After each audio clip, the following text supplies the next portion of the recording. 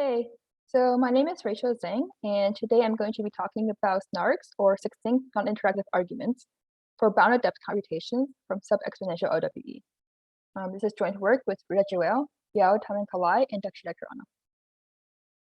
So I want to begin by recalling the notion of interactive proof. Interactive proof is a conversation between a prover and a verifier.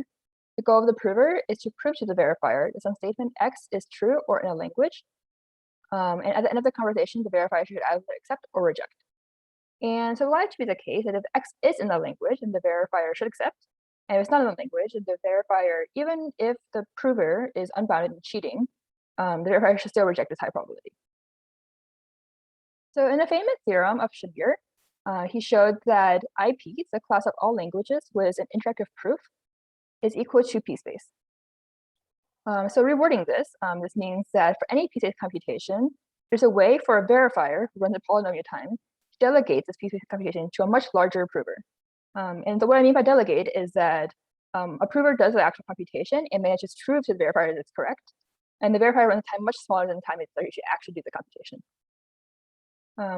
The one issue with Shinger's protocol, however, is that the honest prover in his IP is not efficient, meaning that he runs in time much larger than the time it takes simply to do the computation. So for a time t and space s computation, this honest prover runs a time t to the poly s, which compared to the time t necessary to do the computation is much larger.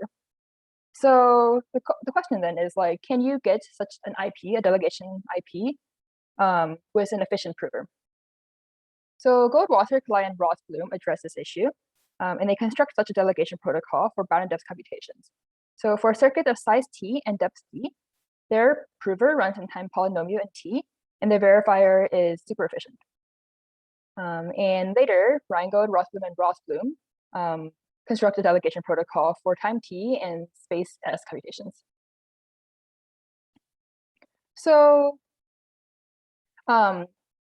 so we have a bunch of interactive delegation protocols, but ideally, it would be possible to get rid of the interaction. So that leads me to our next notion of non-interactive arguments. So as I alluded to just a second ago, these differ from interactive proofs in a few ways, the first of which is that they're non-interactive. So instead of a series of back and forth conversations, the prover sends over a single proof pi to the verifier. We will also relax the soundness to be only for bounded provers, which means that now we can rely security on cryptographic assumptions.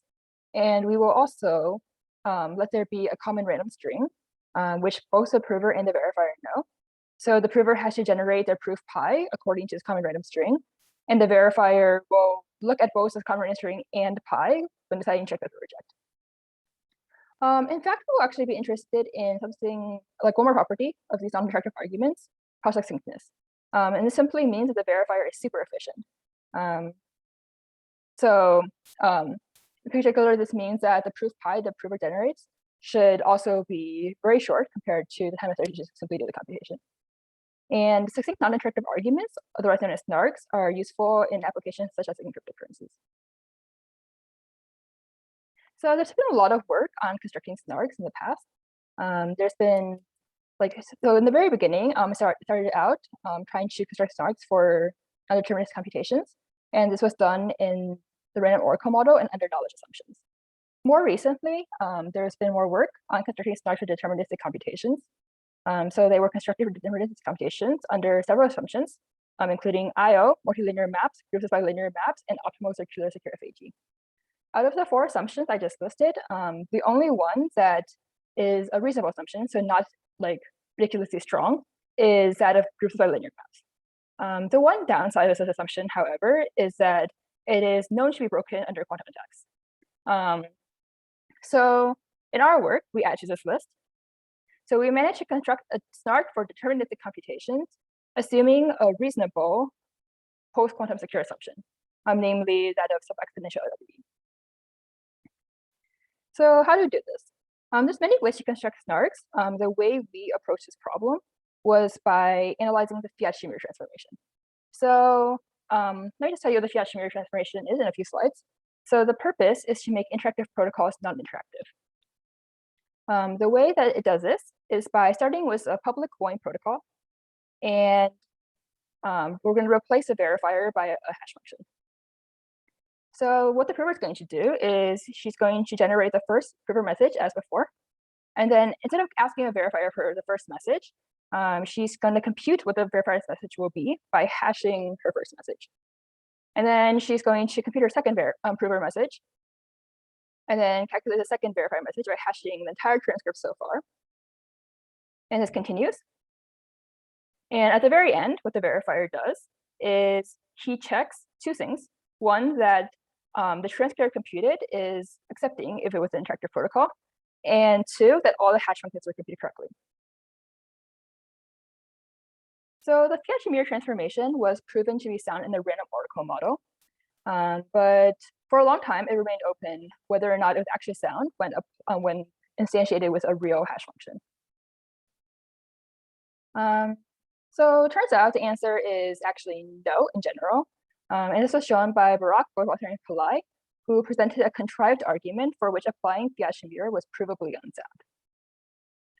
And more recently, Bartosek et al. Were able to show that applying Fiat-Shamir to the Killian's protocol was also provably unsound. Well, so that's all bad news. However, on the positive side, there are positive results for statistical proofs. So on the left here, I've listed many works which have proved the soundness of Fiat-Shamir when applied to statistical proofs under a variety of assumptions. So out of these works, I just wanted to point out two that I think are most relevant to our work today. So the first is applying Fiat-Shamir to the GKR protocol, which gives you SNARGs if bounded depth computations. So Canetti et al. Were able to do this, assuming optimal circular secure FHE, which is a very strong assumption. Second line of works is applying Fiat-Shamir to two round zero knowledge proofs, thereby obtaining NIZX. And so Canetti et al. Were able to do this, assuming circular secure FHE, which is a reasonable assumption, and Picard and Sheehan managed to improve this to depending just on plain LWE. So in our paper, we kind of get the best of both worlds. So we're able to apply Fiat-Shamir to the GKR protocol, but we're able to rely on a standard assumption as in like the zero knowledge proof papers. So that leads me to the statement of our main theorem, which is that assuming sub-exponential LWE, there exist hash functions such that Fiat-Shamir applied to the sum check in GKR protocols is sound.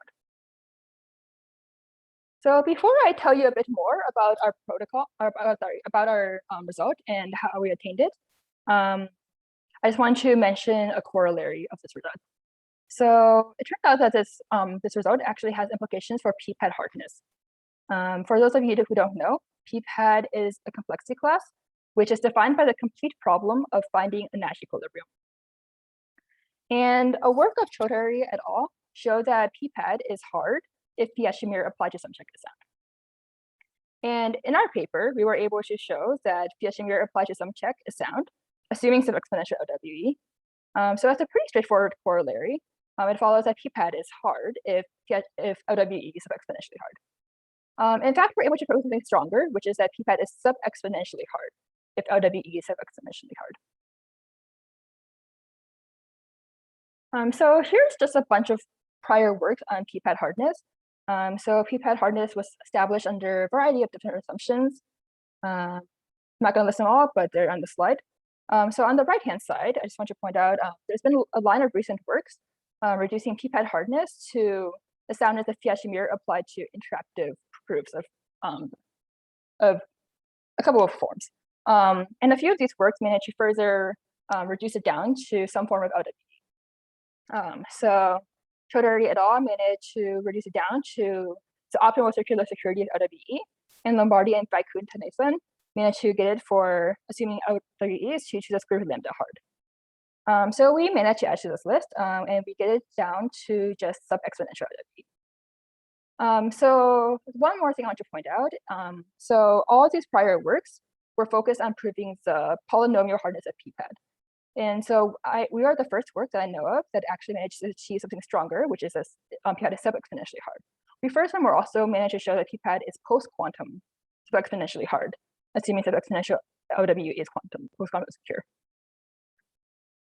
Okay, so that's it for the introduction. let's move on and talk a little bit about our result and how we actually got it. So I told you earlier that we managed to prove that Fiat-Shamir is sound when applied to the sum check and GQR protocols. In fact, we're able to prove that it is sound when applied to a slightly broader class of protocols. These protocols share a few properties. One of them is what I have on the slide, which is round by round soundness. So round by round soundness simply means that there is a state function that, given a partial transcript of the protocol, it either outputs accept or reject. So it can tell you if the protocol so far is accepting or rejecting. I just want to mention that the state function is generally inefficient. So it's allowed to be inefficient. It's allowed to compute ahead and decide if the current state of the protocol is good or bad in a sense. So more precisely, for X in the language, we're going to say that the original state on the empty transcript is accept.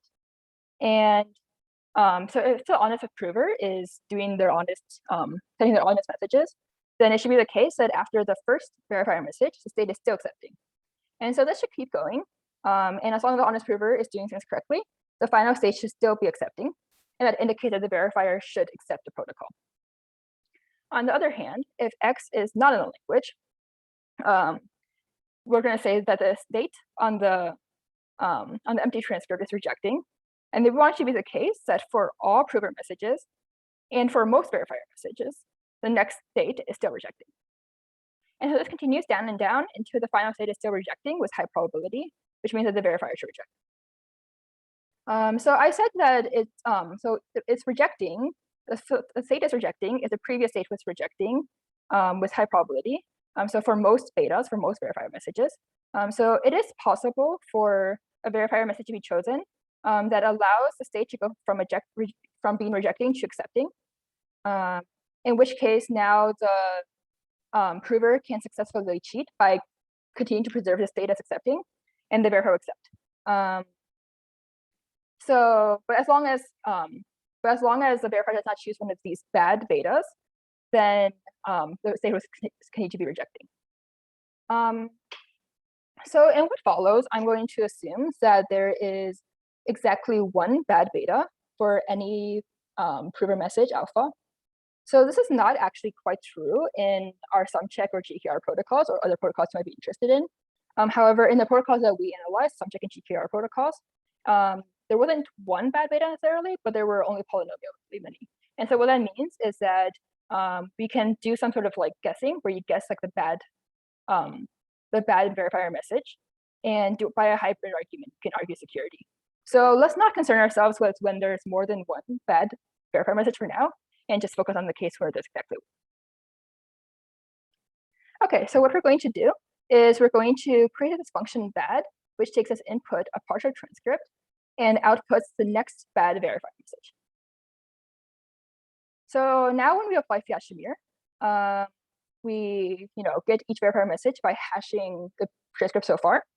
And as long as the hash of the transcript so far is not equal to the bad verifier message, so as long as hash differs from bad, then Fiat-Shamir is sound, because the prover can never hit a bad function. So the protocol can never, the state function can never go from rejecting to accepting. So that leads me to the definition of correlation tractability, which is essentially what I just said. So a family H of functions is correlation intractable for a function family F if for every polynomial time adversary and any function F in your family of functions, so any bad function F, the adversary given a random hash function cannot find an input such that the hash is equal to this bad function. So in other words, an adversary given a random hash function, which we're going to use for Fiat-Shamir, cannot find an input, which is your partial transcript. So the partial transcript hash is equal to your bad output, to your bad verifier message, sorry.